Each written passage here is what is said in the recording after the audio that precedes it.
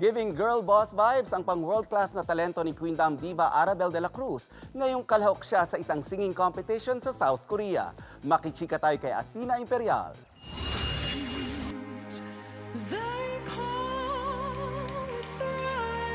Mula sa pagiging first runner-up ng 2 seasons ng The Clash, at isa sa Divas of the Queendom ng All Out Sundays, dala ngayon ni Arabel de la Cruz ang watawat ng Pilipinas sa Veiled Cup Korea, ang global reality competition kung saan ang mga kalahok magpe-perform sa likod ng isang veil. Hindi ka nakikita ng audience. So, yun din yung first ever na kumanta ako nang hindi ko nakikita yung audience. Shadow ko lang. So, talagang bossesan lang yung pinaka naging laban namin. Sumaktoan niya na isa sa mga kantang inihanda niya for Veiled Cup ay nakasama sa performances niya.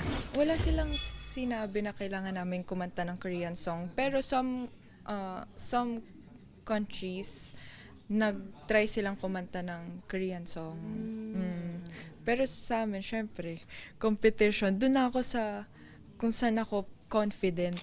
Sulit daw ang journey sa kanyang first international competition kahit hindi niya kasama noong holidays ang pamilya nang magsimula ang kompetisyon. Marami raw siyang naging new friends mula sa ibang Southeast Asian countries. Pasok na si Arabel sa semifinals. Makakadagdag ang online votes sa kanyang overall score via voting app and an audio streaming platform. Yung dalawang yun, ang 30% ng votes, ang 30% ng scores namin, 10% from Spotify, tapos 20% from the Link app. Athena Imperial, updated sa Showbiz Happenings.